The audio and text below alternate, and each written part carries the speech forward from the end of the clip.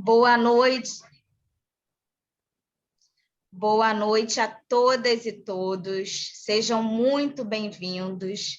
É uma alegria muito grande e um orgulho por parte desse grupo do OAPAR, que se manteve unido, que se manteve atuante e que conseguiu, com muito carinho, com muita dedicação, promover essa segunda conferência.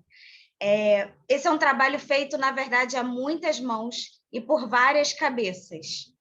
O tema central dessa conferência do OAPAR, essa conferência desse ano, é pela manutenção da lei da alienação parental, diante de tantos ataques que a Lei 12.318 vem sofrendo, do intenso movimento pela sua revogação.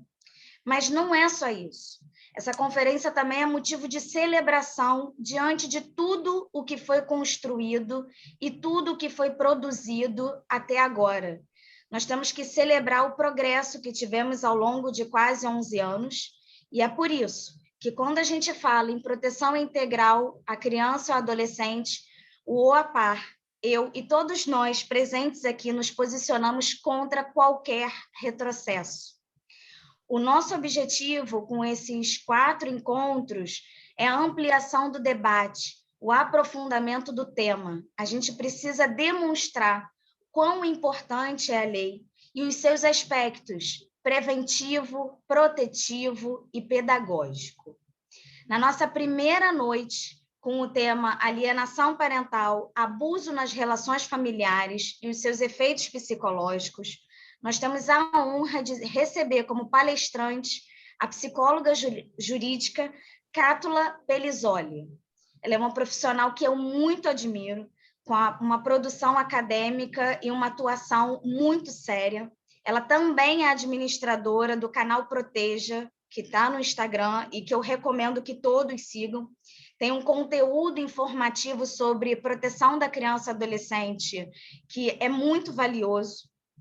E além da Cátula, nós também temos a honra de receber o Dr. Rolf Madaleno, que eu tenho certeza que entre nós é uma unanimidade, um doutrinador muito à frente do seu tempo e que eu tive a honra de ter como professor na minha pós-graduação.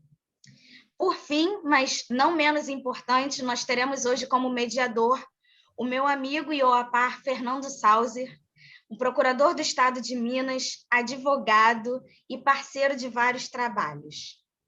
Bom, mais uma vez, eu agradeço aos palestrantes por terem aceitado ao convite do OAPAR. E agora, sem mais delongas, eu passo a palavra ao professor Rolf Madaleno. Muito bem, então, muito obrigado pelas palavras. Agradeço aí por me colocar à frente do meu tempo. Espero um dia ficar com o tempo atrás de mim para preservar todo esse tempo, vivendo bastante para ver o futuro e reconhecer o passado.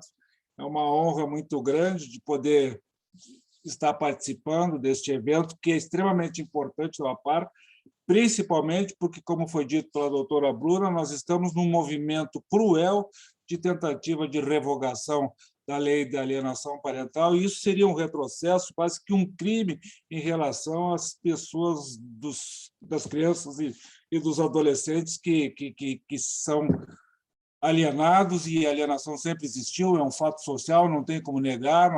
Se nós ficarmos sem lei, os nossos filhos ficarão sem proteção. E aí, então, eu queria só fazer uma ressalva, porque o IBDFAN lançou esta revista especial em relação à alienação parental, inclusive é uma revista fora do comum, porque ela tem quase 350 páginas que tratam única e exclusivamente da alienação parental, e é um movimento do IBDFAN no sentido de reforçar a importância da subsistência da lei da alienação parental, que eu, especialmente, não acredito que possa ser revogada, porque eu não acredito que esse país chegaria a um nível desse tamanho de insanidade. Então, eu agradeço a oportunidade, agradeço que me convidaram, e tenho a impressão de que o meu assunto é relacionado com a autoalienação. Estou correto? E a autoalienação que não existia, ou que não se conhecia, existir sempre existiu, apenas que nós não identificávamos, e essa é uma característica interessante da alienação parental, porque como eu sou um advogado de longa data, advogo há muitos anos, eu peguei aquela época em que nós sabíamos que os filhos eram excluídos da relação do outro genitor, mas não sabíamos que isso tinha um nome, não sabíamos que isso era um comportamento caracterizado, identificado hoje com o que nós chamamos de alienação parental. Talvez os que detratem o Richard Gardner, que foi quem deu visibilidade à alienação parental, talvez eles detratem porque essas pessoas que alienavam antes viviam na escuridão, viviam escondidos dentro da sua maldade. E quando foi descoberta a ocorrência da alienação parental e que então se identificou o que as pessoas faziam em relação aos nossos filhos, às nossas crianças e adolescentes, pelo menos esta luz, essa iluminação permitiu que nós entendêssemos e pudéssemos rastrear a ocorrência dessas alienações. E, provavelmente, essa lei surgiu geralmente, né, buscando identificar os atos de alienação de quem detinha a guarda dos filhos, em regra, as mulheres, não necessariamente. E aí, então, um movimento contra a lei da alienação parental surgiu exatamente por conta de um argumento de que a lei da alienação parental era uma lei de gênero que buscava caçar ou tirar das mulheres, né, a guarda, a custódia, era uma lei feita contra as mulheres, o que não é verdade. E por isso eu faço toda essa introdução exatamente para dizer que quando nós começamos a identificar a autoalienação, que foi uma consequência do estudo mais aprofundado e da identificação dos casos de alienação, é que se percebeu que muitas situações não decorriam exatamente da alienação, né, do genitor que estava na custódia dos filhos, mas muito pelo contrário. Às vezes, e muitas vezes, este filho era afastado por atitudes do próprio genitor que se queixa, que reclama que é vítima de uma alienação parental. E para essa situação, para essa realidade, se deu o nome de autoalienação, e que, lamentavelmente, ainda é muito pouco discutida, se encontra muito pouca bibliografia a respeito desse tema. Eu mesmo conheço muito poucos, e quando tratei deste assunto, que pela primeira vez, então, identifiquei e dei esse nome da autoalienação, foi exatamente em decorrência de um parecer que me pedia, né, que identificasse o comportamento do pai, que se queixava da ocorrência da alienação parental e que acusava a mãe dessas crianças de estar praticando alienação parental, quando, na realidade, eram as atitudes dele que estavam afastando os filhos da convivência com ele, pai. E, por isso, eu sou capaz de dizer, com uma certa segurança, de que talvez os atos de autoalienação sejam muito mais frequentes do que os da própria alienação parental, né? Porque a autoalienação, que é quando a própria pessoa afasta, afugenta, né? Afasta os filhos da sua convivência, às vezes de forma consciente, muitas vezes de forma inconsciente, mas que faz isso exatamente porque ele se sente deslocado, afastado da convivência com os filhos, ou porque ainda guarda ressentimentos e mágoas em relação à ex-mulher, ou porque então guarda ressentimentos em relação aos filhos que não se adequaram à nova realidade afetiva deste pai que se separou, que se divorciou. O fato é que a atitude deste pai, né, de que atua com uma parentalidade menos responsável, que atua, às vezes, com um certo abuso físico, ou, às vezes, um abuso sexual, ou, às vezes, um abuso psicológico. Até, evidentemente, que eu não vou entrar nesse aspecto da relação, porque tem, depois, melhor do que eu, quem vai falar sobre isso, né? Mas o abuso em si ele está muito identificado com a autoalienação. Este abuso que eu dizia, ele pode ser consciente ou ele pode ser inconsciente. Mas o que acontece em realidade é que esta pessoa do autoalienador é aquele que mantém, às vezes, desejos de vingança em relação à ex-mulher ou à mãe de seus filhos, e quando ele mantém esses desejos de vingança, todos nós sabemos que quando ele esgotou todas as possibilidades de ordem econômica, todas as queixas, todos os palavrões, todas as formas de agressão, e que a esposa, inclusive, até se divorciou e, às vezes, buscou a Lei Maria da Penha para manter um distanciamento, então a única coisa que resta para essa pessoa que guarda esses desejos de vingança é se vingar através dos filhos. Então, os filhos se tornam um instrumento dessa autoalienação. E, para isso, eu sempre conto uma situação prática da minha vida profissional, de um cidadão que telefonou dizendo que iria buscar as filhas, 2 filhas, num sábado de tarde, para com elas estabelecer uma convivência, naquela época se chamava de visitas, e quando ele chegou com o carro na frente da casa das filhas, as filhas abriram o portão para entrar no automóvel e ele arrancou e foi embora e deixou as filhas lá sozinhas, sem entenderem por que que o pai tinha saído, abandonado, e não as levou como prometido e como aguardado. Afinal de contas, as filhas amavam o pai, a separação para elas não tinha significado nenhum, mas o pai sabia que, fazendo este tipo de atitude, magoando as filhas, muito mais as filhas, ele estaria magoando a mãe dessas crianças. E isso, então, né, era uma das situações muito claras, muito evidentes de autoalienação. O genitor começa a praticar atitudes que, consciente ou inconscientemente, fazem com que os filhos se afastem dele. E aí também, então, estudando e aprofundando um pouquinho mais essas questões, vi que a primeira perícia que Richard Gardner fez em juízo, como perito judicial, para demonstrar a ocorrência de alienação, e que ele disse que seria uma alienação parental, e, em realidade, era uma situação de autoalienação. E foi grave, inclusive os detratores do Richard Gardner usam sempre esse caso, que foi o primeiro e emblemático, para desfazer, desconstruir a figura e as ideias do Richard Gardner. Por quê? Porque ele errou profundamente, dizendo que havia alienação parental e, em realidade, se tratava de um caso de autoalienação que levou um dos filhos ao suicídio. E então culpo o Richard Gardner desse suicídio desse adolescente. Mas por que esse adolescente se suicidou em meio a 3 irmãos que formavam esta família? É porque estes filhos, o pai era violento, agressivo, e esses filhos presenciaram, logo depois da separação da mãe, quando a mãe, então, constituiu um novo relacionamento, esse pai perdeu o controle, isso já não tinha perdido muitas vezes, perdeu o controle e, num momento de entrega dos filhos para custódia, para visitação paterna, ele agrediu a mãe dessas crianças. Então, vejam vocês que insegurança ele gerava com essa atitude, com essa agressividade em relação a estes filhos, que, claro, pediam que não fossem, porque tinham medo do pai, medo que pudessem ser agredidos por este pai. E este pai, talvez inconscientemente, afastou os filhos da relação dele e, então, reclamou para o juiz que a mãe é que estava alienando a convivência dele com essas crianças, quando, na realidade, ele mesmo fez o afastamento. E isso é muito comum. Por isso que eu comecei dizendo, eu sou capaz de dizer que existem muitas situações em que muito mais ocorre atos de autoalienação do que propriamente de alienação parental, porque todas essas situações que nós conhecemos nos nossos processos, que são diários, que são as centenas, que hoje abundam nos tribunais, depois que não se discutiu mais a culpa, os processos que existem ou são de fraude ou são de convivência dos filhos, e de guarda compartilhada, e as discussões giram em torno disso.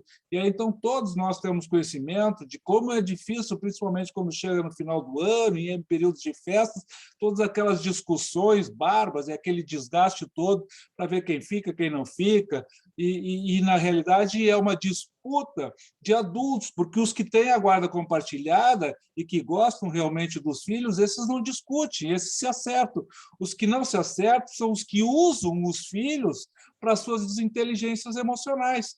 E quando eles usam os filhos para essas desinteligências emocionais, as suas próprias atitudes, consciente ou inconscientemente, ressalvo mais uma vez essa situação, podem ser atitudes de autoalienação. Autoalienação por quê? Porque este agir impensado ou pensado, propositado ou despropositado, ele afasta os filhos da intenção, da vontade de quererem conviver com o pai, porque elas, crianças, eles, adolescentes, esperavam outras atitudes dos seus genitores, atitudes que permitissem uma aproximação. E aí, quando nós vamos ver esses processos, em realidade, esse genitor que se autoaliena com o seu comportamento, forçando situações, né, que ele depois não se sente em conformidade com a reação dos filhos, porque acha que os filhos estão reagindo por influência da mãe ou do genitor que acusa de alienação, quando, em realidade, os filhos, desprotegidos, muitas vezes sem saberem explicar, sem poder informar por que estão se afastando, são filhos que só têm uma forma de defesa, que é recuar, recuar e negar a convivência. Talvez, às vezes, nem consigam dizer por que agem assim. E aí eu dizia, o abuso tem uma ligação imediata com a autoalienação, porque esse abuso pode ser físico, esse abuso pode ser psicológico, e esse abuso pode ser, inclusive, sexual. Né? Porque quem sabe o que acontece quando fecha as portas por detrás de uma criança ou de um genitor, e o que essa criança está sofrendo, ou esse adolescente, e quem é que responde por ele, e como é que ele explica isso? Então, essa autoalienação tem todos esses componentes e decorre, para mim, exatamente dessa situação em que os genitores não fizeram a catarse do fim do seu casamento e usam, para mim, toda vez que eles usam os filhos como instrumento das suas vinganças, das suas desinteligências, eles, de alguma maneira, estão praticando a autoalienação. Claro que não somente nessas situações, mas realço esta possibilidade, realço, destaco essa evidência, que foi uma evidência que eu cheguei à conclusão depois de verificar nos processos que sempre atuei, que, às vezes, os pais pouco se importam o que acontece com os filhos. Eles querem fazer prevalecer a vontade superior deles e não o chamado interesse superior dos filhos.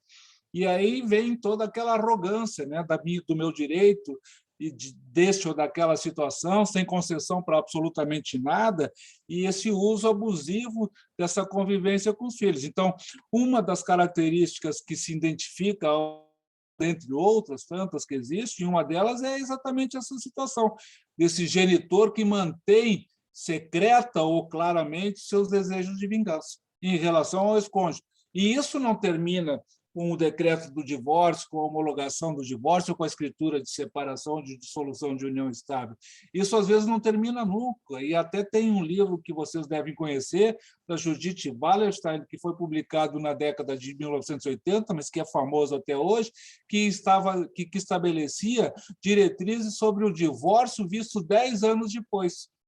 E o cerne, o foco deste livro era apurar que, acompanhando casais separados em litígio 10 anos depois, eles mantinham a mesma verve, a mesma intensidade de ódio que mantinham do dia em que se separaram.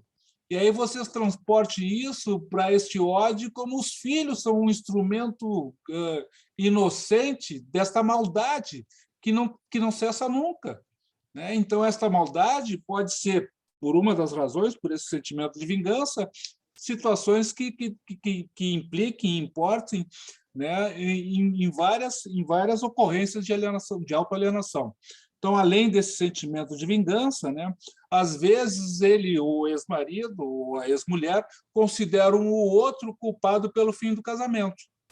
E até em situações onde a culpa é exclusivamente dele. Digamos assim, uma situação de adultério, em que o marido prevaricou, para usar uma palavra antiga, prevaricou, mas mesmo assim esperava o perdão e a compreensão da ex-mulher, até acreditando que o que ele fez não tinha o sentimento de amor, foi um ato mecânico, humano, e não vê por que a mulher pede a separação e a dissolução da sua vida familiar.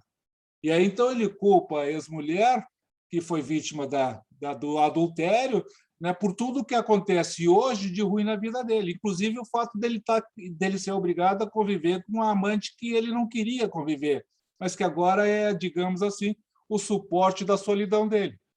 E aí, então, aparentemente, ele estaria feliz porque vive uma nova relação, mas ele vive vinculado à relação familiar precedente, de origem. E isto é uma eterna fonte de vingança. E como a ex-mulher já não mais se importa com o que ele faz ou o que ele deixou de fazer, só existe uma maneira de atingi-la. E eu nem preciso dizer qual é. Porque sempre todos nós sabemos que as grandes vítimas dessas desinteligências sempre serão os nossos filhos. Até, às vezes, tendo um pouco de consciência de que causam um mal para a prole, mas não se importando e acreditando que verdadeiros pais Disneylândia poderão compensar isso depois, comprando os filhos com alguma coisa, ou com alguma viagem, ou com alguma promessa de encantamento, que o dinheiro deles que a mãe não tem, pode comprar, né? Então, esse sentimento de que a ex-mulher ou que o ex-cônjuge é culpado por tudo que de ruim aconteceu na vida dele é algo que também marca sensivelmente a ideia da autoalienação, que também faz desencadear uma terceira situação, que é a possibilidade desse cidadão que teve a sua separação decretada e poderia não ter culpa de nada, mas que simplesmente se estabeleceu o desamor, e ele, então, os homens, em regra, têm mais dificuldade de enfrentarem a separação, de viverem sós, porque sempre foram dependentes das mães, e nessa situação em que eles se separam e que já culparam a mulher pela separação, eles também têm medo de perder os filhos, né? Porque os filhos não estão sob a guarda direta deste pai. E aí, então, tudo que os filhos fazem, ou tudo que os filhos manifestam, parece que é um complô deles, família, em relação ao genitor. E, por vezes, nem se dá conta, de novo, insisto, né, de que esse afastamento decorre exatamente das atitudes que esse genitor produz, e que, logo em seguida, eu faço referência a elas. Mas como decorre dessa situação em que a guarda de referência ou que a guarda física é materna, em regra, mas não tome esse exemplo como absoluto, mas como de regra a guarda é materna, o que acontece? Ele varão, ele genitor, que não tem a custódia, ele considera as atitudes dos filhos de lealdade com a mãe uma deslealdade com o pai, ou o inverso, tanto faz. Mas por que deslealdade ou lealdade, né? É que, no meu modo de pensar, os filhos, quando perdem um dos genitores pela separação dos pais, eu acho que, no fundo, eles sempre têm medo de perder o outro, que está com a guarda deles, né? Então, eles têm, sim, sempre uma certa lealdade em relação àquele outro genitor. E isso talvez até pese, de alguma maneira, na sensibilidade daquele que não tem a guarda. Mas não é o fato de que deixaram de gostar do outro genitor. Essa lealdade, ou aparente lealdade, me parece muito mais uma defesa inconsciente dos filhos que precisam se agarrar a alguma coisa, como a craca se agarra ao casco de um navio. Tem que se ficar preso a alguém, porque são pessoas inseguras que necessitam da segurança dos adultos.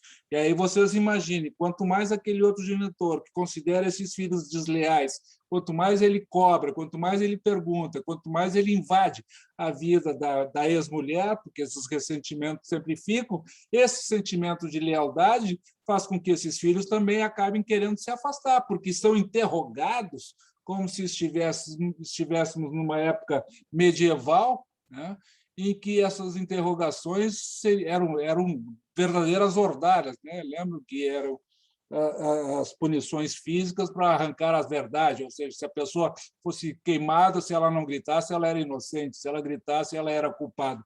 Então, verdadeiras ordalhas que se faziam em relação a esses filhos para que eles, então, gerem algum movimento, algum sentimento de lealdade que o outro não consegue enxergar, porque ele está sempre vendo os filhos escaparem das mãos dele, né?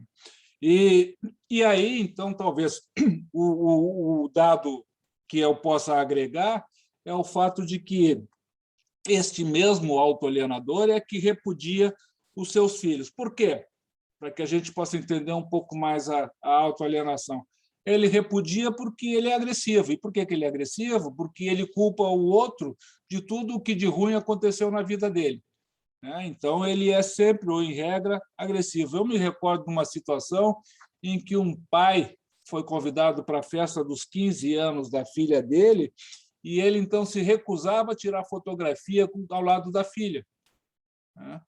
Por quê? Porque, assim, ele, de alguma maneira, atingia a ex-mulher.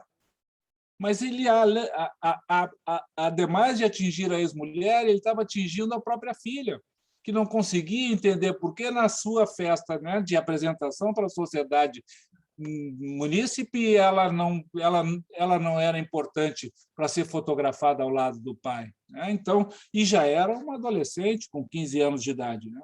Então, a distância ou o distanciamento, né, essa falta de afeto, essa frieza, às vezes, porque ele lá no fundo culpa os filhos dessa lealdade que eu falei há pouco, ou da deslealdade que eu também falei há pouco, são filhos que acabam ficando perplexos sem reações que nós, adultos, teríamos para nos defendermos. Se nós, adultos, já temos, por vezes, dificuldades porque ficamos perplexos com atitudes que não esperamos, especialmente das pessoas que mais deveriam gostar de nós, imaginem essas crianças e esses adolescentes que, então, só têm uma maneira de se proteger, que é pedindo para não mais ir na companhia do autoalienador, né?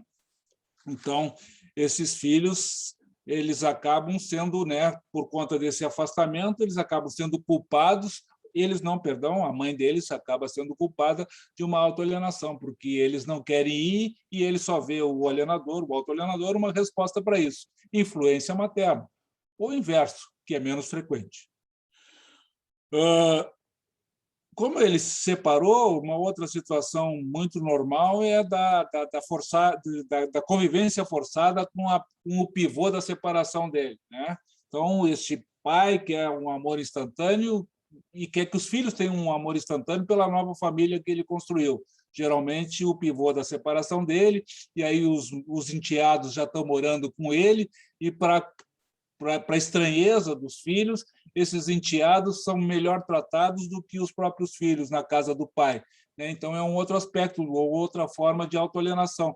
O pai acaba tratando melhor os enteados ou do que os próprios filhos e não dá a exclusividade que os filhos esperavam, porque, afinal de contas, é o pai deles. Foram lá para viver ou conviver um final de semana com o pai, e o pai não dá essa prioridade, essa atenção e esse afeto, né? Os filhos acabam se achando estranhos na própria casa do pai, né? Então, vejam, às vezes são coisas pequenas, às vezes são coisas muito grandes, mas que todas elas, de alguma maneira, retratam ou um descaso ou um abuso, ou consciente ou inconscientemente, né? Então, obrigar essa convivência com a amante, que foi a mãe, com a mulher que foi amante, né? E obrigar a viagens, e obrigar a situações que eles não se sentem confortáveis, são todas situações que acabam afastando os filhos da sua convivência com esse pai, né? Porque são situações em que o genitor não dá tempo para que esses filhos se adaptem à nova realidade do pai,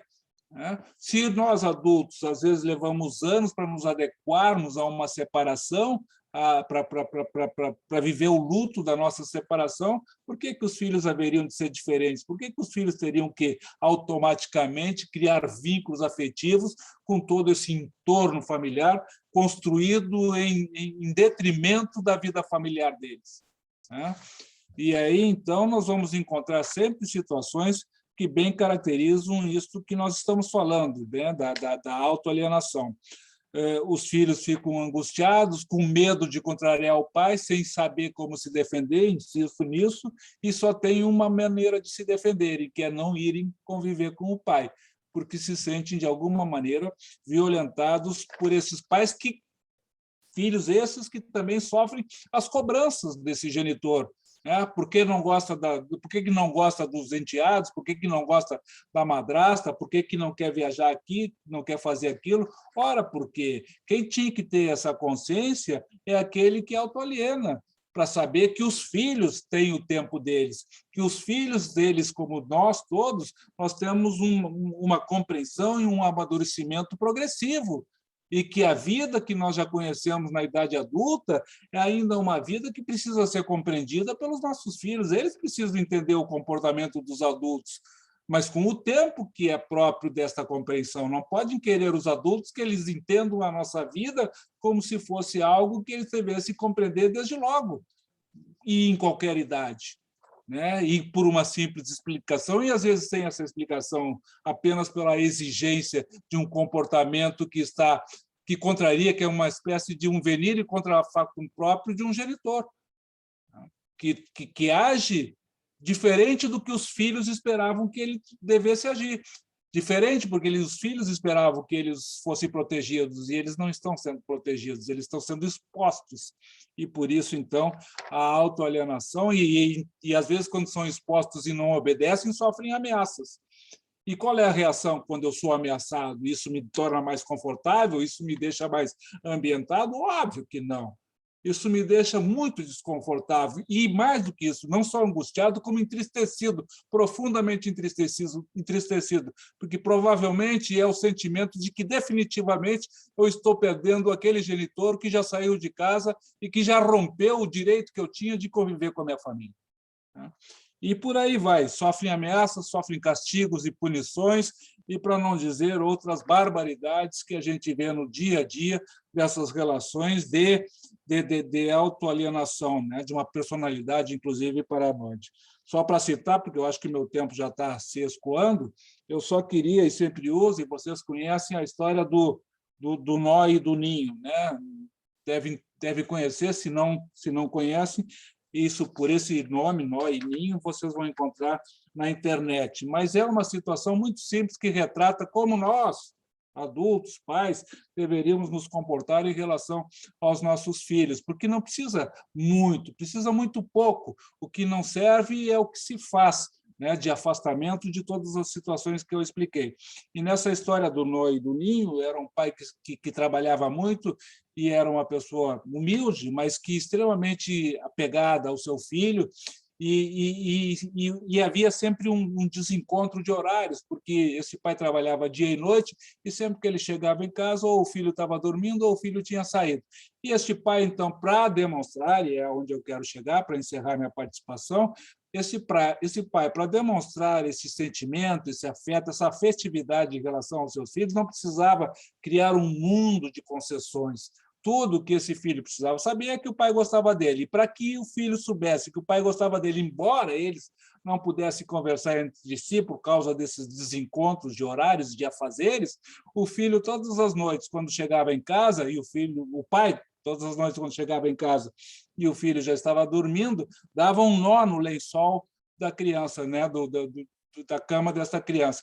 E aí, então, no dia seguinte, ou quando o filho acordava, tudo que o filho olhava era se esse nó havia sido dado, se havia sido feito. E isso tranquilizava essa criança, porque ela sabia que o pai estivera lá e sabia que o pai deixara aquela expressão de amor. Isso é suficiente.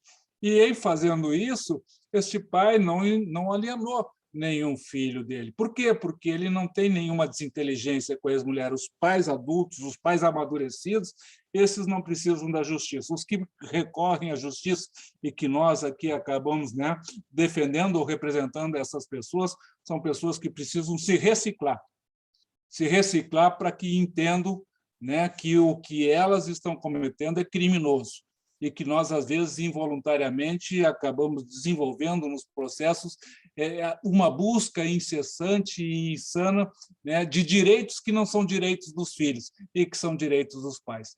Acho que a lei da alienação parental precisa ser, sim, melhorada, jamais revogada, e esse é o nosso papel, contribuir para o melhoramento da lei e contribuir para um apaziguamento dos processos que, às vezes, são extremamente violentos, desgastantes e desnecessários. Muito obrigado.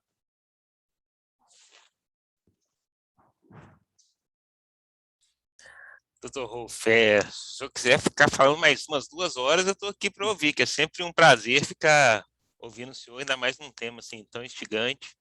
E essa questão da autoalienação parental, hoje, para quem milita na área de família, eu acho que uma das grandes dúvidas que a gente tem quando vai pegar um processo que discute guarda ou convivência é saber se é alienação, autoalienação ou alienação cruzada, porque é muito corriqueiro. E nessa questão da autoalienação, eu acho que o tempo que a gente vive hoje, dessa modernidade de redes sociais, das efervescências, eu acho que causa muita autoalienação às pessoas que preferem ter a paternidade virtual, que é aquela aparência para os outros verem, e quando chega para conviver com o filho, larga o filho em segundo plano e não dá uma qualidade de entretenimento e depois estranha porque que o filho não quer conviver com ele. Inclusive, ontem a gente estava numa reunião de debate sobre essas coisas, a gente estava até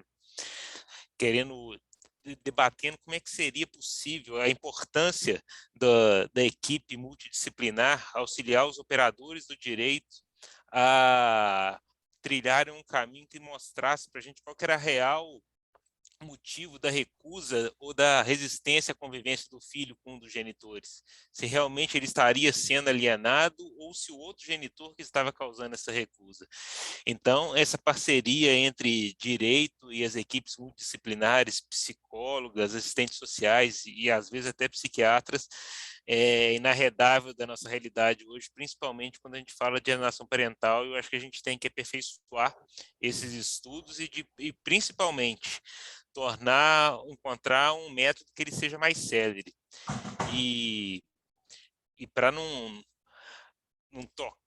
tolher a fala do senhor e futura que virá e a da doutora Cátula, eu vou dar prosseguimento aqui, que vocês dois, o pessoal está mais interessado em ouvir vocês dois do que a mim. Então, vou apresentar de novo. Não apoiado, doutor Fernando. Eu vou apresentar de novo a próxima palestrante, a doutora Cátula. A doutora Cátula Pelissoli, ela é psicóloga, professora, autora de livros, ela é mestre, doutora e pós-doutora em psicologia.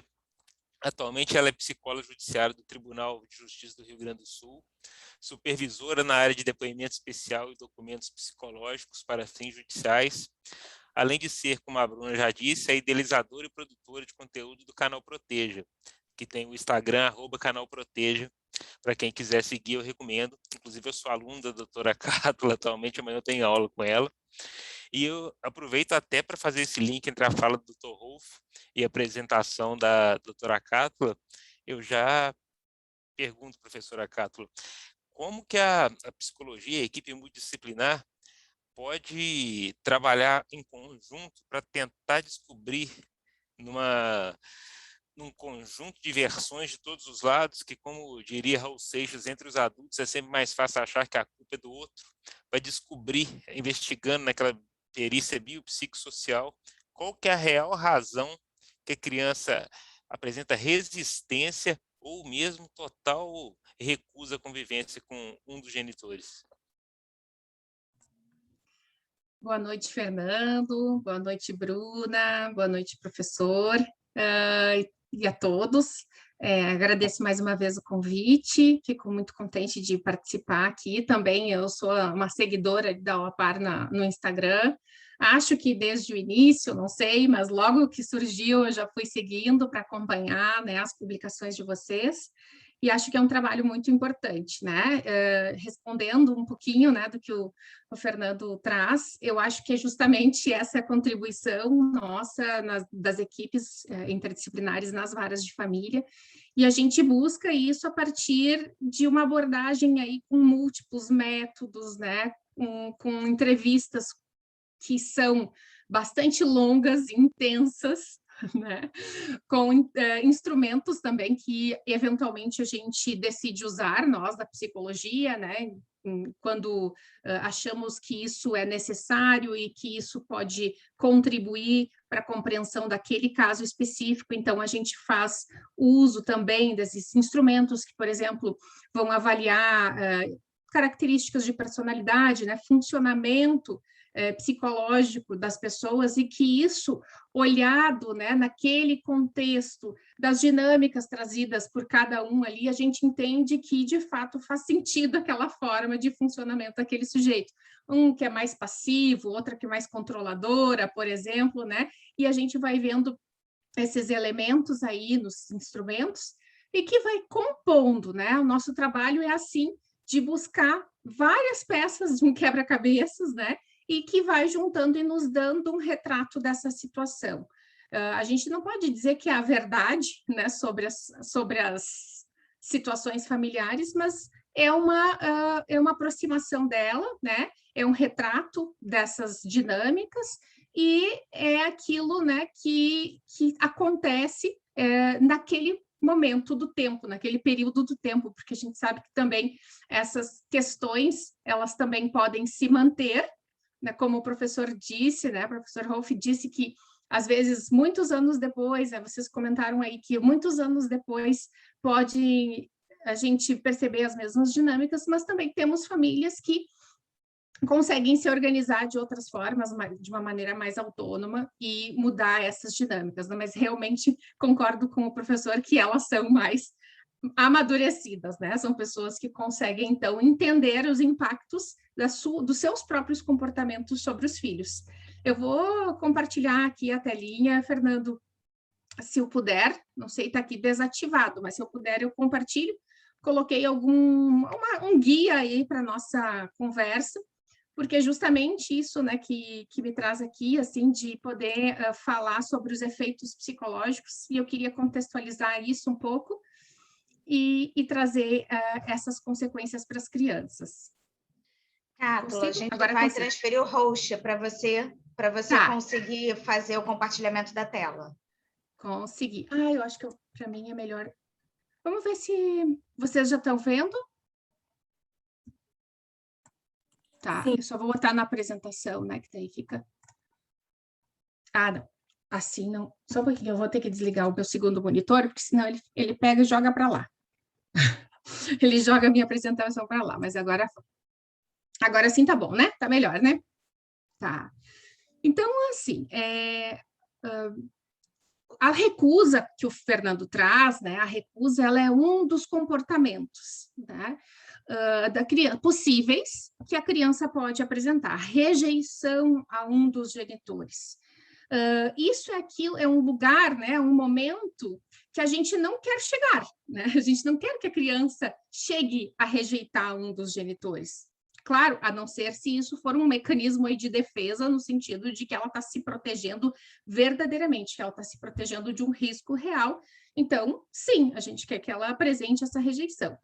De outra forma, a gente não gostaria, né? Porque isso a gente entende que a presença daquele sujeito, então, não é ruim para a criança. Ela é uma presença que faz bem, é uma presença que é positiva para o desenvolvimento daquela criança.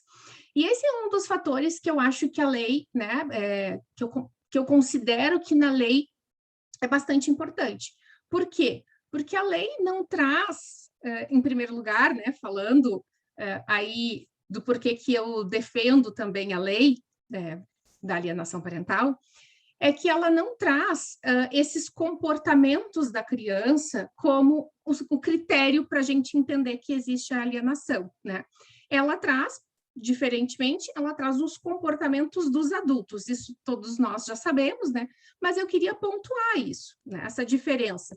Quando o Gardner traz a síndrome, ele coloca como um problema, né, algo que a criança apresenta como resultado desses processos alienatórios, né? E a nossa lei, diferentemente, então, traz os comportamentos. Quando ela traz os comportamentos dos adultos, ela nos permite identificar diferentes momentos desse processo, né? Então, eu posso, no meu trabalho, certamente já vi famílias em vários momentos desse processo, né? Por exemplo, um momento de uma família que recentemente se separou. Então, a gente tem que ter muito cuidado, porque essas emoções aí, elas estão, né, explosivas nesse momento. Elas estão muito intensas. Então, a gente vai ter que considerar esse momento da história do casal, né, para entender se esses processos aí já podem ser identificados ou não, ou se aqueles comportamentos dos adultos são compreendidos como fazendo parte de um momento em que os ânimos estão, né, naturalmente alterados, e isso é por um tempo esperado, né? Então, quando a lei traz esses comportamentos adultos e não usa como critério os comportamentos infantis, nos permite essa identificação precoce. Por isso que eu acho que ela também tem esse aspecto protetivo, né? Ela permite que a gente identifique isso antes mesmo que essa recusa, que essa rejeição possa acontecer. Às vezes, a gente já vê ali, na minha prática, né, por exemplo, eu não quero, mas vou, sabe? Né? A criança vai dizendo assim, não quero ir, não quero, mas aí alguém fala alguma coisa, pouca coisa convence a criança, mas ela já está não querendo ir, ela já está começando a fazer esse movimento. E já tem aquelas que não, né? Como eu já vi crianças aqui que não viam o pai há 4 a 5 anos, né? E que não querem ver nem pintado de ouro, como a gente diz, né? Não querem ver de jeito nenhum. Um processo muito longo, muito instalado, muito cristalizado de afastamento, né? Então, A alienação não é esta síndrome, né? Claro, vocês estudam especificamente esse tema, então não trago aqui uma novidade, mas preciso contextualizar isso para a gente ir entendendo os efeitos, né, sobre as crianças. Então, ela não é um diagnóstico instalado, né, em um sujeito, a alienação. A gente percebe, os autores colocam ela como este processo que é dinâmico, cada um tendo também um papel, né? Até comentei com vocês ali, por exemplo, às vezes a gente identifica uma característica que a literatura traz como características dos genitores alienados, que é a passividade, né? Um genitor passivo, vou dar um exemplo, uma vez, num dos casos que eu atendi, logo após a separação, a mãe, né, disse que aquele pai só veria a criança em lugares públicos, né? Mas, assim, ela não tinha nenhuma razão para aquilo ali, ela não justificou aquilo ali. Por que ela queria que fosse em lugar público? Para ela assistir. Mas por que tu precisa assistir às visitas do pai? Porque ela queria, não que tivesse qualquer tipo de suspeita ou de risco identificado, né? E ele se submeteu a isso, esse pai. Ele ficou, assim, quase que um ano vendo a criança num estacionamento de um supermercado, né?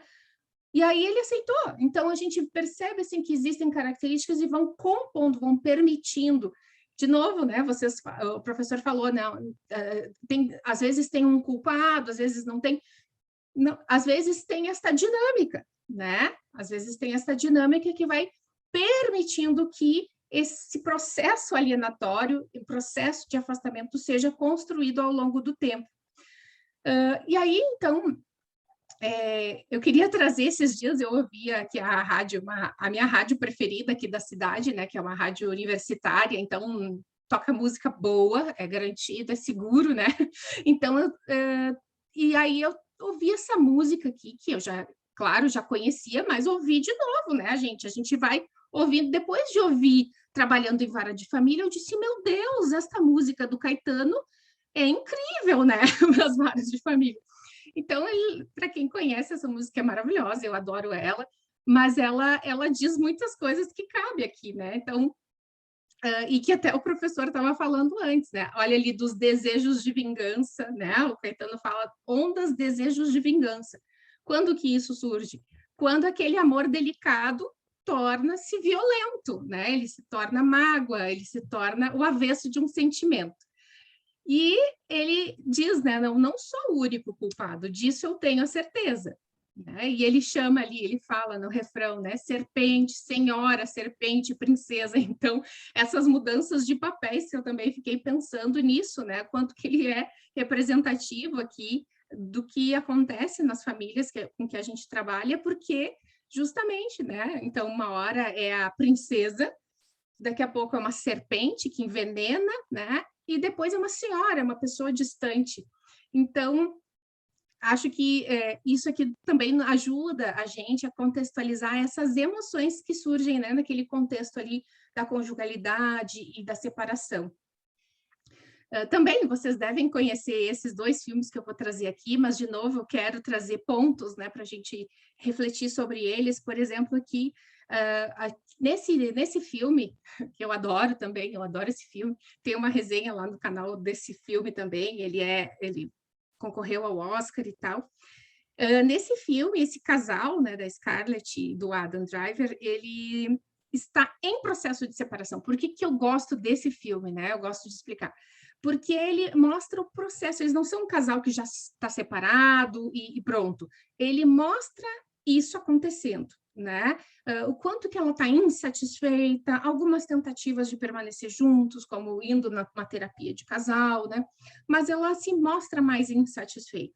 A gente poderia pensar, bom, para quem conhece o filme, ela pega o filho, né, e vai para o seu estado, ela atravessa o país, né? Ela vai de Nova York para Los Angeles, mora lá, a família dela é lá, mas a intenção dela é mais pessoal do que vingativa nesse momento. A gente percebe isso no decorrer do filme, né? Ela não tem exatamente, porque ela justamente viveu em Nova York todo o tempo muito por causa do marido. E isso tudo que ela fez durante o casamento, ela cedeu muito, né? Ela se doou para esse casamento e ela ficou muito reprimida na sua personalidade, né? A sua subjetividade, seus desejos, as suas vontades, elas não tinham muito espaço, porque ele era a estrela, né? Digamos assim, a prioridade aí da vida, da família, girava mais em torno dele, do marido, né? Do pai, do que dela, por exemplo, das perspectivas profissionais. Isso vai gerando essa insatisfação nela. Mas a gente percebe essa construção deles, essa reconstrução deles como um casal, né? Que era um casal conjugal para um casal que compartilha, que vai, né, construindo o compartilhamento da parentalidade, com dificuldades nesse processo, que fazem parte desta reconstrução, né? Então, às vezes, eu tenho algum outro aluno que diz, tem muita alienação parental aqui. Não, a gente entende que, eu entendo, né, do ponto de vista dos processos da separação, né, que fazem parte. A Terezinha Feres Carneiro traz para a gente que a separação é um luto muito significativo, né, um dos principais lutos e uma das principais perdas que a gente pode ter, né, a separação.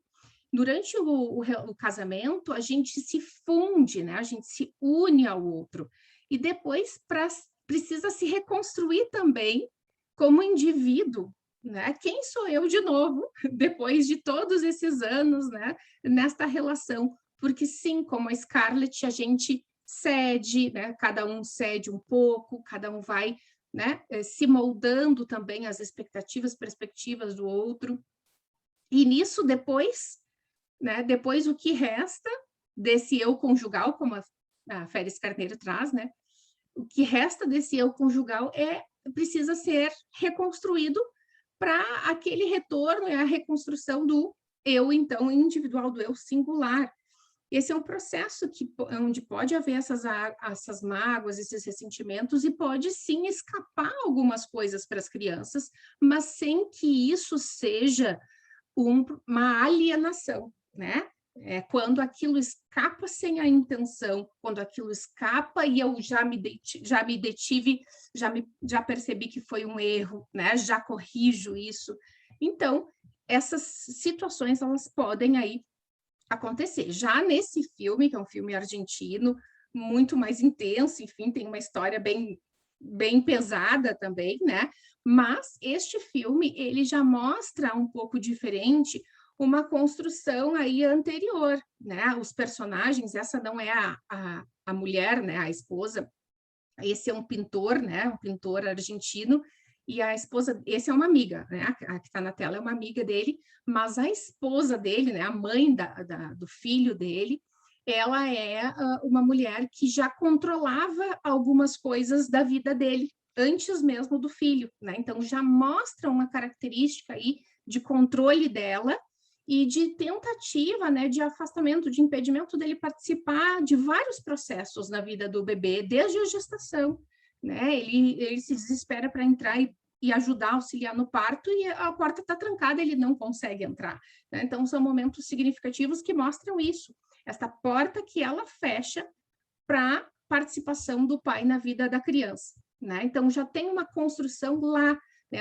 E é o que a gente faz também quando o Fernando pergunta, né, como é que a gente pode contribuir, a gente faz esse resgate da história do casal também, antes da separação, para ver quais dificuldades que aconteciam, justamente para ver se já tinham elementos lá do lugar de cada um nessa família, né? Por exemplo, aqui no Filho Protegido, a gente vê que esse pai, ele tentava ter um lugar, né? Mas ele não conseguia, ele era o tempo todo impedido, mesmo durante o casamento.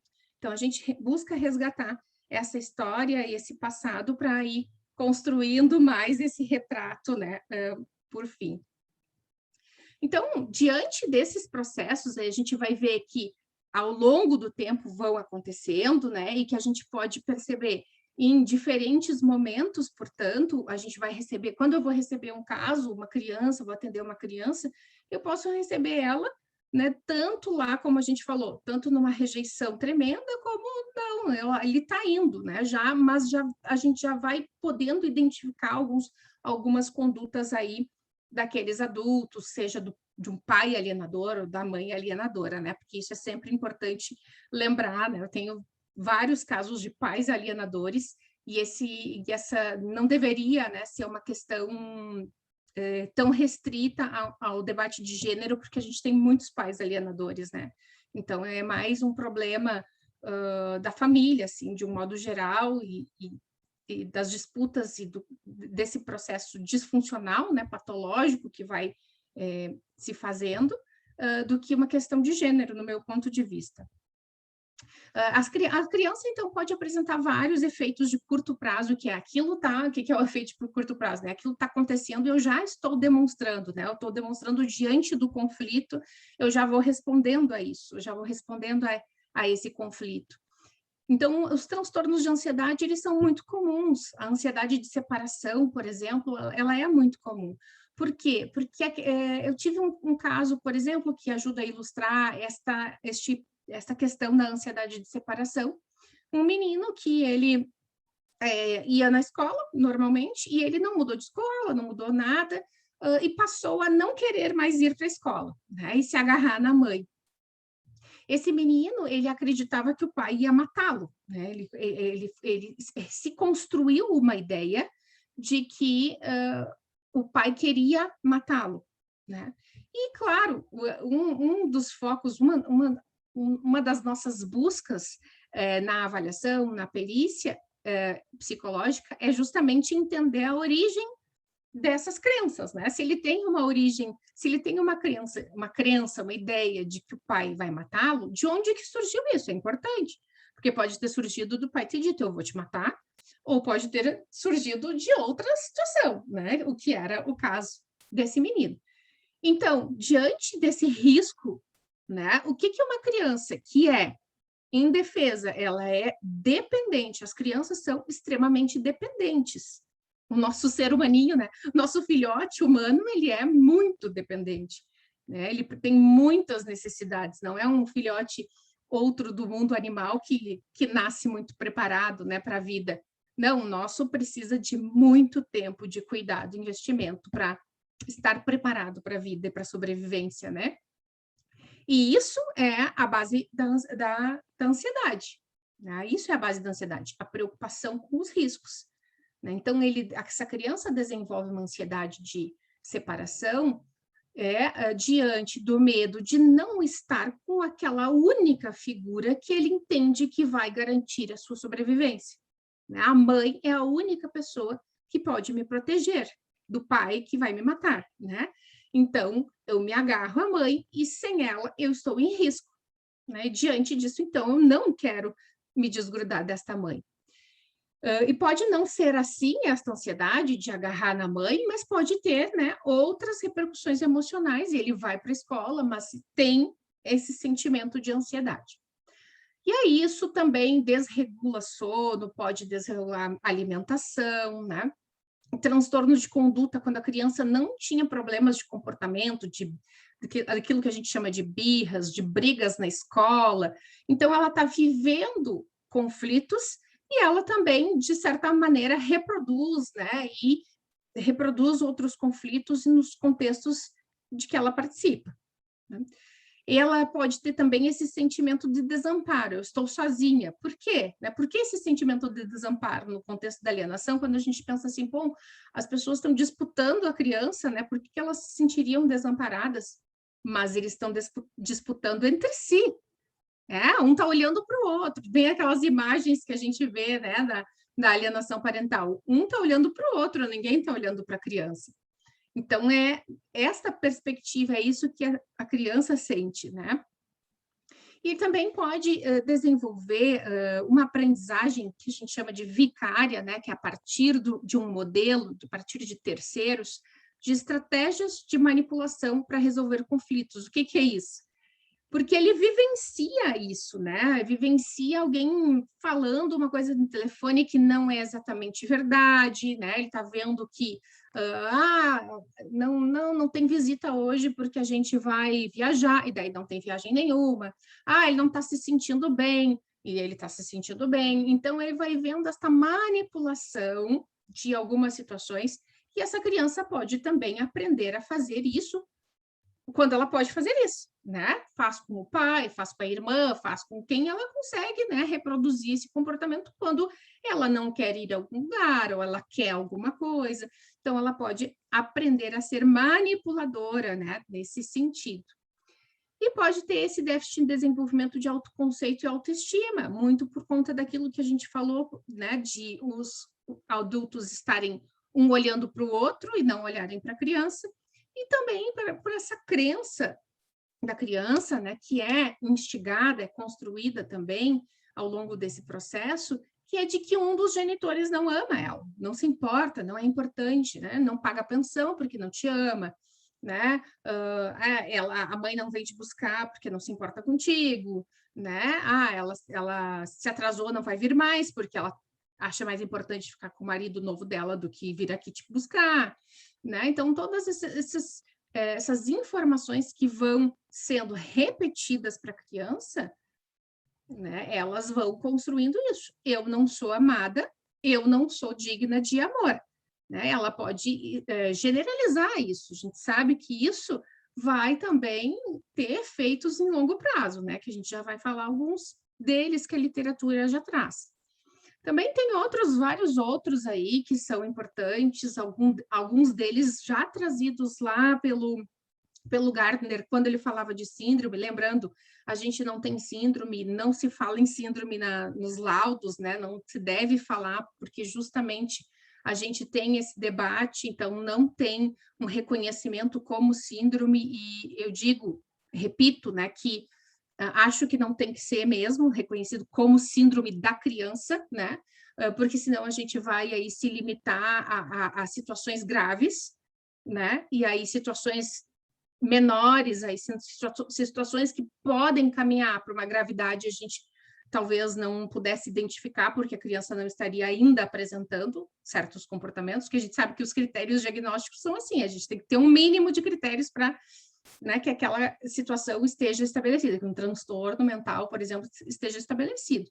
E, nesse sentido, a gente restringe o olhar para essas situações, a gente vai entender somente as mais graves, né? Então, a gente percebe o que nesses casos que a gente atende, né? A criança mais regressiva, né? Então, esse menino, por exemplo, que eu falei, que ele acreditava que o pai ia matá-lo, ele tinha uma vozinha de bebezinho, assim, só que ele não era mais um bebezinho, né? Então, ele falava, assim, como uma criança menor do que a idade dele. Era uma criança que estava dependente, mais imatura, mais passiva, né? Então, assim, é isso que pode acontecer, né? Porque ela é controlada, né? Ela é um objeto, não um sujeito. Então, ela não desenvolve aí a sua autonomia, a sua vontade, a sua iniciativa, né? Ela pode ser uma criança com medo, se sentindo sozinha, triste, se sentindo rejeitada, quando às vezes não tem rejeição nenhuma, às vezes a gente vê uma longa busca, né, no processo, e aquele processo, aquela busca é totalmente desconhecida pela criança, né? Culpa, né? Por que ele não me ama? É porque eu sou errado, eu fiz alguma coisa, né? É porque eu sou culpado, por isso que o meu pai não me ama, ou a minha mãe não vem me buscar. A falta de ambivalência afetiva em relação ao genitor não guardião e seus familiares. Isso o Gardner já falava, já trazia também, né? Que é o preto ou branco, né? O bom e o mal, né? Então, a gente vê esta dicotomia também entre né, o genitor alienador e o genitor alienado. Eu tenho um exemplo prático também, que é um instrumento, eu até estava olhando aqui, não tá aqui nos meus livros ficam aqui na minha frente, mas não está aqui nos meus livros, e está lá no fórum, que é um recurso que eu uso eventualmente, quando eu acho que, né, cabe, enfim, que se chama, na verdade, é um recurso clínico, muito mais clínico do que avaliativo, né, mas que ajuda as crianças a se expressarem, as emoções. Ele se chama baralho das emoções. São cartinhas que trazem emoção de alegria, de tristeza, né, de raiva, de culpa. Então, tem várias cartinhas e tem as cartinhas das emoções básicas, que são as com as quais eu trabalho, né, as emoções básicas. E aí, então, eu, às vezes, né, então, em alguns momentos, numa situação, por exemplo, eu ofereci para uma determinada criança, E eu não pergunto nada sobre a família, eu não peço que ele associe aquelas emoções à família, né? Eu peço, sim, que me conte uma situação que ele se sentiu alegre, uma situação que ele se sentiu triste, uma situação que ele se sentiu assim, assim, assado, né? Usando aquelas emoções ali, as carinhas dos baralhos, das emoções na mesa. E aí, essa criança, especificamente, que eu trago como exemplo, ela, sem eu pedir para ela associar com ninguém ou alguma situação específica familiar, ele fez isso. Ele foi falando de situações negativas em relação ao pai e de todas as positivas dela em relação à mãe.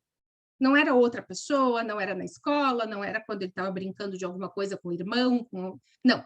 Era tudo que era positivo era a mãe e tudo que era negativo era o pai, né? E também pode não se sentir assim culpado por reproduzir muitas vezes essas falas negativas sobre aquele genitor alienado, né?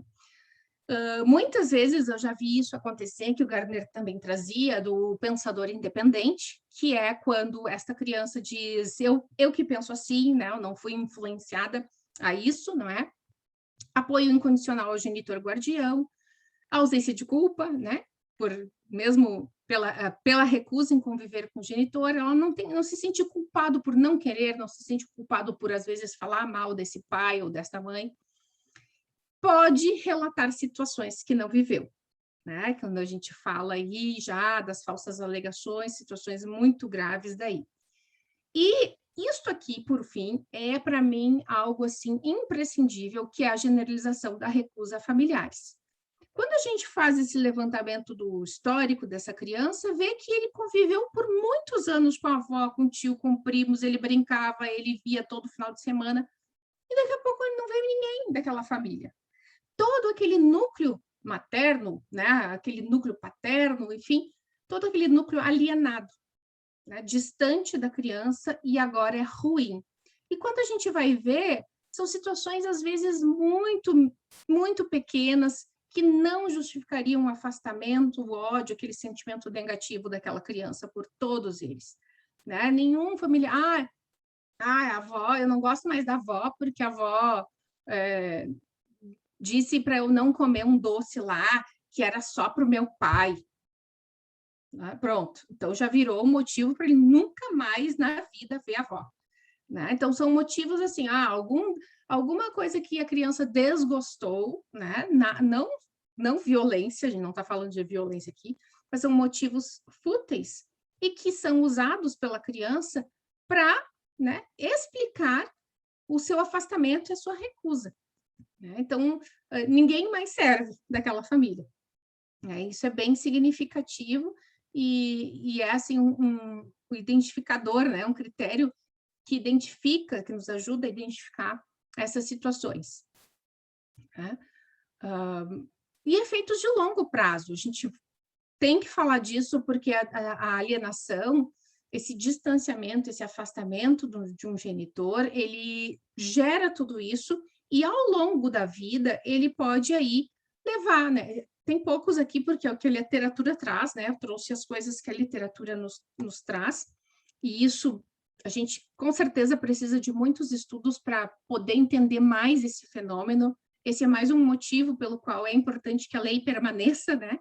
Para que a gente tenha também incentivo nesse sentido de pesquisa, né? Esse é sempre aí no campo da psicologia jurídica, um desafio, porque a gente trabalha muito, não tem tempo para pesquisar, a gente faz muitas coisas, né? Para pesquisar, não sei, tem que se virar para conseguir fazer algum estudo, né, nesse sentido. E é claro que a gente certamente vai conhecer melhor aí no futuro mais sobre esses efeitos, né? Mas depressão, né, a literatura já traz, e baixa autoestima, e esse estilo de apego inseguro quando adultos. O que é o apego inseguro? É aquela ideia assim de que alguém vai me abandonar, por exemplo, né, toda hora. Então, isso pode trazer repercussões nas relações afetivas, né, nos relacionamentos adultos, para a constituição de uma família no futuro, né, o cotidiano das relações íntimas que são bem, né, intensos, como a gente sabe, essa construção da intimidade aí, como é que ela vai fazer isso tendo vivido aí de uma maneira tão estressante, né, tão emocionalmente sobrecarregada à experiência dos próprios pais. Então, aqui tem uma frase do livro do assistente social, Carlos Montanho, né, que eu achei que era importante assim, para destacar algumas palavras que ele traz. Né? Então, ele diz assim, há de se convir a perversidade deste processo com a criança e o adolescente, quando submetido, instrumentalizado, condicionado psicologicamente e usado como arma para atingir um dos genitores pelo outro, ou por ambos, ou até por terceiros, né? Então, ele traz isso, assim, da perversidade, né? Que é colocar a criança nesse lugar, né? Desse lugar de objeto, que ele não é um sujeito com os seus direitos, né? Com as suas vontades, com as suas famílias, né? Porque uma vez eu lembro disso também, que um pai disse para mim assim, mas eu tenho que deixar ele conviver com aquela família, aquela mulher. Olha tudo isso que eu estou te dizendo, mas serão coisas morais, né? Mas me diz, foi esta família com quem você teve, né? Esta mulher com quem você teve esta criança. Esta família é a família, não é mais a sua família, né? Mas é a família dele, certo? Essa é a família dele, né? Então, bom, se o senhor não quer mais que esta seja a sua família, ok, mas o senhor não pode impedir que seja a família do seu filho, né? Então, é um lugar, assim, também de uma simbiose, né, com aquela criança, de não entender ela como um outro, né, como um sujeito que é diferente de mim, que é independente de mim, e que tem todos os seus direitos também independentes de mim, né? Então, se a minha família é suficiente para mim, não quer dizer que seja suficiente para aquela criança, para o meu filho. Ele tem as suas duas famílias, né? Então, são vários os impactos assim, que a gente pode ter, né, que a gente pode ver. Eu defendo a lei, assim, colocando mais objetivamente por esses motivos, né? Um dos motivos esta questão de ela trazer comportamentos dos adultos e não ser restrita a uma síndrome, porque eu entendo, então, que a gente pode identificar situações menos graves e mais graves, e não se restringir às mais graves.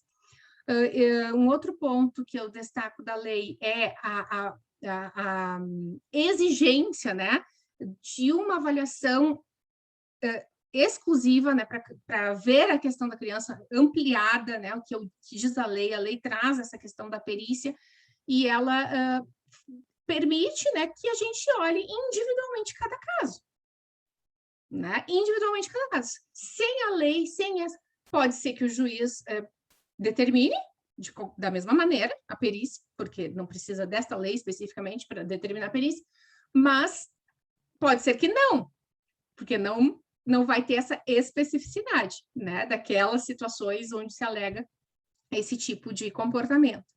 Então, esse é um segundo motivo, e eu diria assim, tem vários outros, mas um terceiro motivo seria esse, assim, que eu trago da gente, claro, ter um reconhecimento desse fenômeno, diante disso, poder ter, né, mais estudos em relação a isso, porque a gente sabe que, né, ter uma lei que define isso também fomenta mais estudos nesta área. Então, queria agradecer, né, o espaço, acho que me passei no tempo, não contei, convidar vocês para seguir lá o canal, @canal Proteja, e assim a gente pode manter o contato por lá também.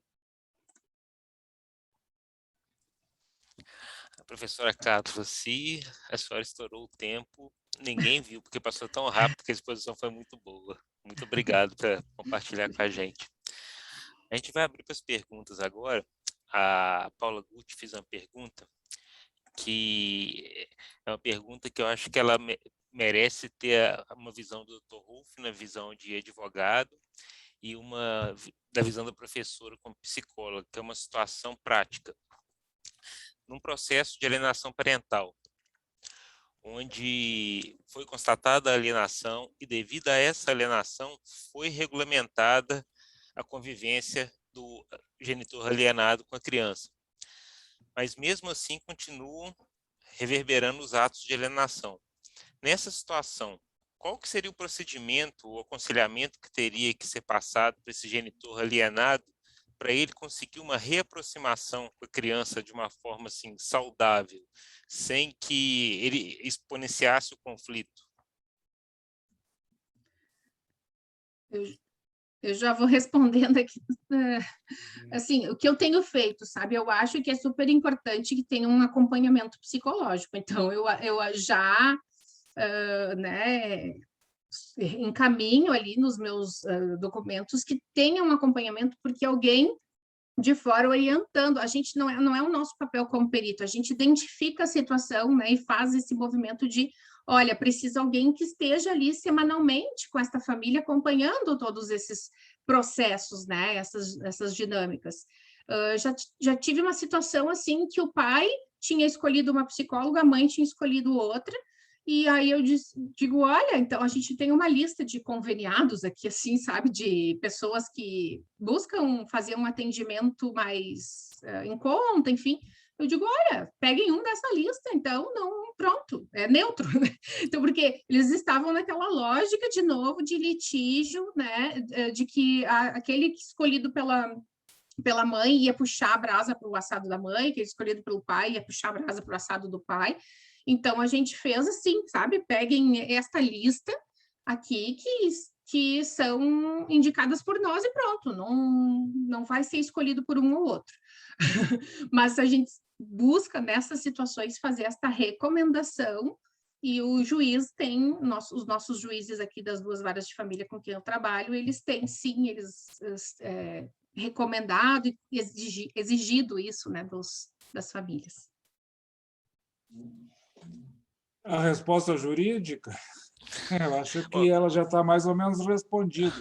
Mas não sei não se eu também não pediria como advogado que fosse que o genitor que continua alienando fosse submetido a uma terapia, a um tratamento, sob pena de haver a reversão temporária da guarda até a conclusão dessa terapia. Não, excelente. Doutor, vou aproveitar que o senhor está aqui e aproveita para incrementar nosso debate com um assunto que o senhor também é um dos pioneiros na doutrina, porque toda dissolução afetiva, seja ela de conjugalidade formalizada ou não, ela sempre tem aquela marca do ressentimento que fica. E há 2.500 anos atrás, Heráclito de Éfeso já falava que há que mostrar maior rapidez em acalmar um ressentimento do que em apagar um incêndio, pois as consequências do primeiro são infinitamente mais perigosas do que os resultados do último. E às vezes esse ressentimento que causa, ele serve como uma venda parental, que as pessoas ficam tão focadas nesse ressentimento da conjugalidade que a criança fica invisível. E como diz aquele ditado que depois da porta arrombada não adianta colocar cadeado, eu gostaria que o senhor falasse um pouco daquele instrumento que é inovador no direito, que é o plano de parentalidade, que é até para os advogados oferecerem para os clientes, quando ele vê que está uma situação meio conflituosa, eles estabelecerem já num plano de parentalidade que durante pelo menos os primeiros anos da separação, nos primeiros meses, eles fossem acompanhados por um coordenador parental, ou se não, por um acompanhante terapêutico. O que o senhor acha dessa questão? Eu acho importante, um pouco complexo, assim, mas vou tentar resumir no tempo que se dispõe.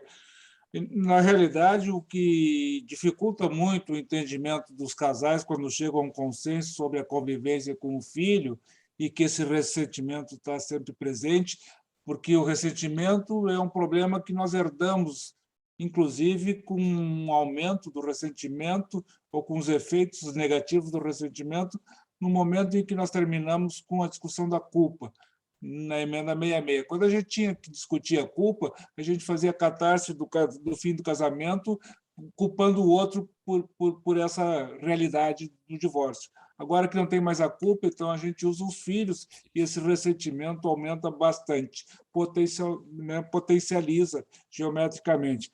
Bom, e aí vem a dificuldade adicional, respondendo à pergunta, doutor Fernando, é que como nós no judiciário brasileiro a gente sai com uma guarda compartilhada sem entender se ela é física até eu consigo compreender porque o tempo não é dividido igualmente, mas uma guarda compartilhada jurídica de responsabilidades, mas eu não sei quais são as minhas responsabilidades, eu não sei quais são os meus afazeres, quais são os meus vínculos, minhas obrigações. O plano de parentalidade busca estabelecer de antemão e desde logo o que significa a guarda compartilhada, juridicamente falando, quais são minhas responsabilidades, quais são as atuações que devo cumprir, quais são minhas tarefas, quais são meus afazeres, ou seja, eu tenho um calendário de obrigações e de vinculações com os nossos filhos. Quando eu sei de antemão quais são os meus compromissos e quando devo enfrentá-los, independentemente da convivência, mas além da convivência, né, que é a participação, participar na escola, participar na igreja, participar em toda a vida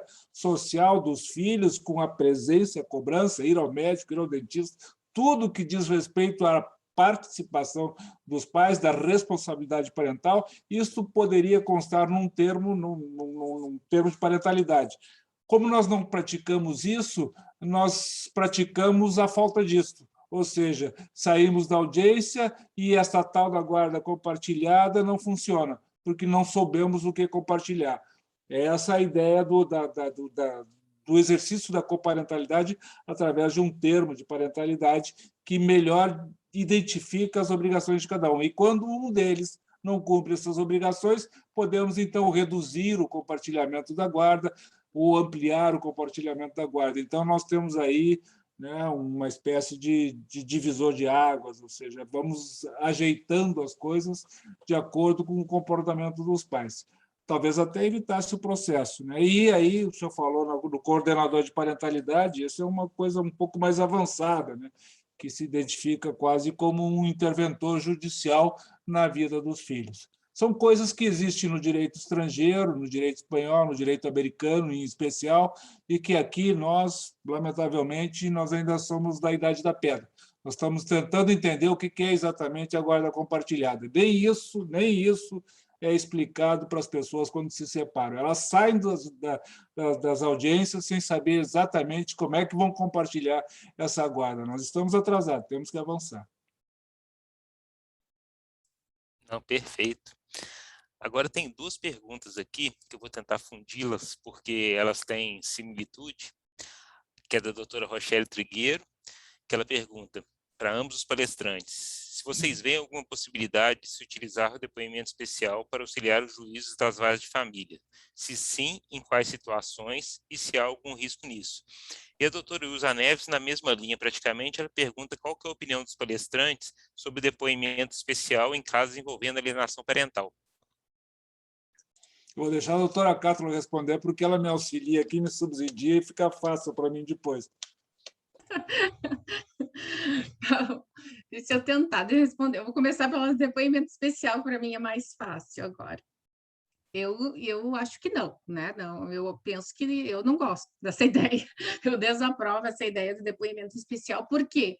Porque depoimento especial, ele, primeiro, né? Tecnicamente, ele não o nosso protocolo de entrevista não é feito para avaliar processos, né? Que a gente estava falando, todo esse processo psicológico, dinâmicas da alienação parental, que a gente precisa horas, né? E todos essas peças aí de quebra-cabeça que não existe no depoimento. O depoimento é restrito à criança e os protocolos de entrevista, eles são feitos para investigar fatos específicos, né? Por exemplo, tem uma situação de uma suspeita de abuso.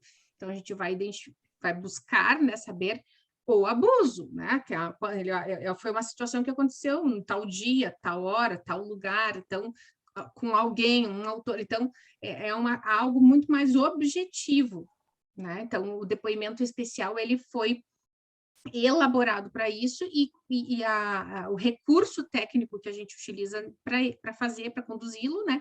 Ele não é feito para avaliar o problema da alienação parental. E, nesse sentido, assim, a criança vai o quê? Vai dizer, por exemplo, vai repetir coisas, né? Vai repetir muitas vezes coisas que o genitor alienador falou, e aí isso é tomado como verdade, descontextualizado de toda essa dinâmica, pode ser tomado como verdade, né, dentro de um processo, quando é aí ouvida a criança de uma maneira descontextualizada de toda essa dinâmica familiar. Então, esse meu menino, por exemplo, ia dizer o pai quer me matar, e aí ele ia ser afastado do pai. Né? Quando a gente, na avaliação, entendeu a origem disso, porque a mãe dizia o tempo todo que o teu pai quer te matar porque ele brincava perto da água com a criança, né? Essa é a origem do problema, da fala da criança. Totalmente descontextualizada, né? Então, a gente tem um risco bastante grande. Aí, em outros casos, a Rochelle pergunta, né? Minha amiga pergunta sobre... Faz pergunta difícil, né?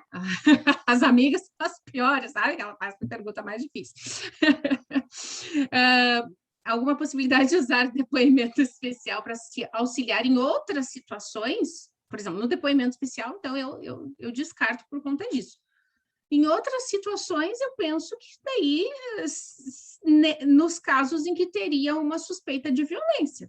Daí, dentro da vara de família, eu acho que uma violência outra, né? Que não a alienação, que ela é uma violência psicológica, mas uma outra forma de violência, em alguma situação que tenha, né, sido trazido ali no processo e que não tenha, de repente, um inquérito policial, sabe? Como uma situação de abuso, tem o próprio inquérito, né? E aí a gente usa isso também para entender aquilo que está acontecendo na vara de família.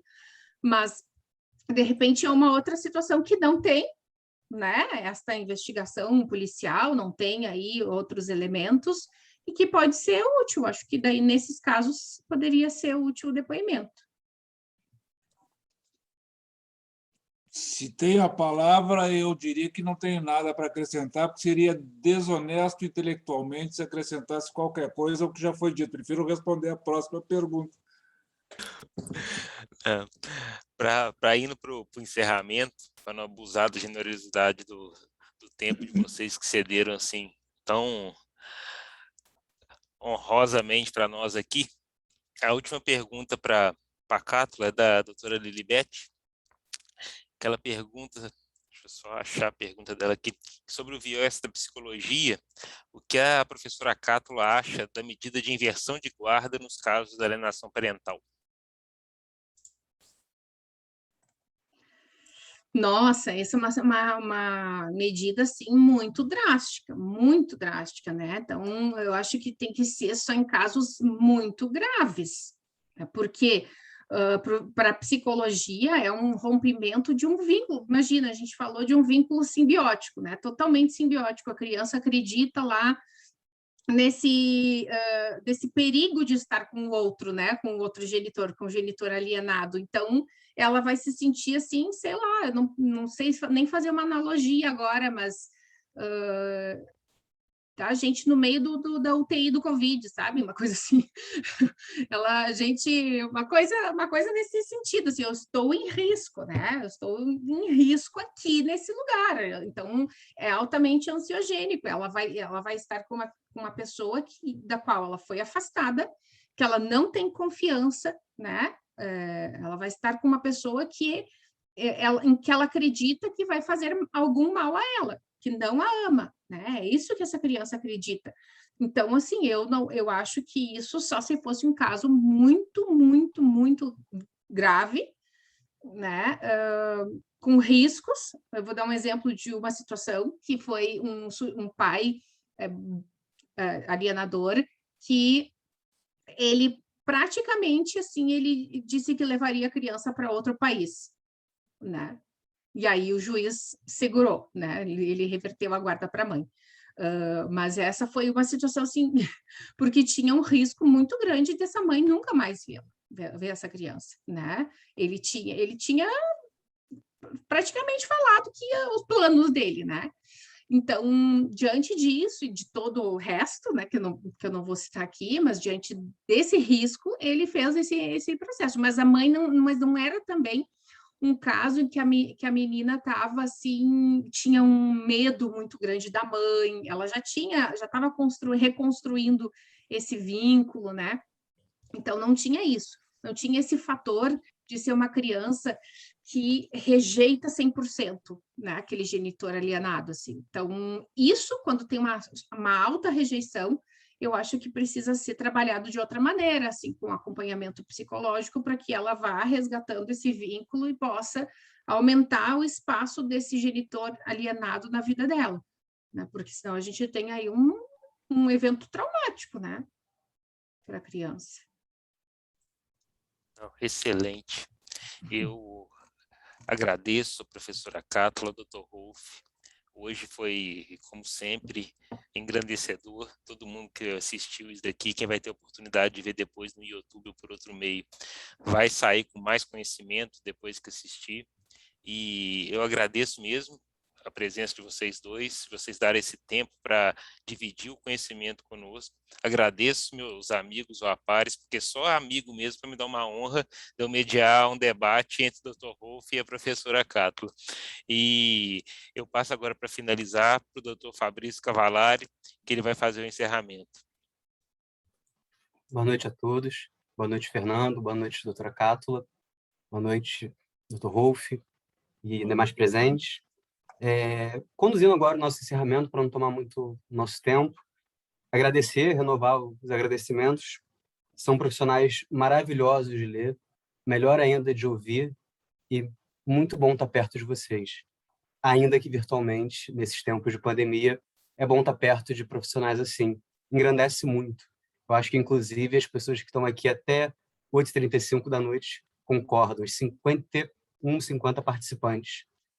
Enfim, a gente tem uns encaminhamentos finais para botar, que hoje é o nosso primeiro dia de conferência, que vai se estender pelo mês de agosto inteiro. E a nossa próxima palestra vai ser na terça-feira que vem, com uma diferença de horário. Vai ser às 20 horas. E nossos palestrantes serão, até registrar a presença aqui do Dr. Gerardo Carnevale, que está aqui na sala com a gente, nosso magistrado aqui do TJRJ, e da doutora Ângela Gimenez, lá de Cuiabá, Mato Grosso. Para nós que somos do Rio de Janeiro, vai ser uma satisfação ter essa experiência de outro estado. E, bom, e o nosso último encaminhamento, a gente fez um sorteio da revista 45 do IBDFAN, e a gente fez pegamos um aplicativo para sortear, e quem ganhou, eu anotei o nome aqui no meu telefone, foi a doutora Kelly Cordeiro. Não sei se ela está aqui entre nós. O @, dela é kelcord.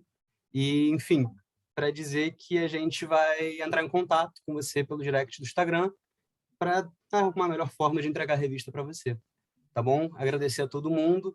E acho que é isso. Não sei se a nossa presidente quer dar mais uma outra palavra, mas acho que está encaminhado. Tá bom? Um beijo em todos. Muito obrigada, Fabrício. Numa ordem inversa, né? Obrigada, Fernando, Cátula, Dr. Rolf, muito obrigada pela presença de todos os OAPARes aqui. Dr. Gerardo, esperamos o senhor na próxima semana. E gostaria de registrar algumas presenças também. Adriana Gomes, uma querida da confraria, também presente. Palestrantes anteriores da primeira conferência estiveram presentes, Líbera esteve presente, Bruna Barbieri também. Nosso palestrante das próximas semanas, que Marcelo Truzzi, também esteve presente. Então, eu só tenho a agradecer a todos que permaneceram conosco. E muito obrigada e boa noite.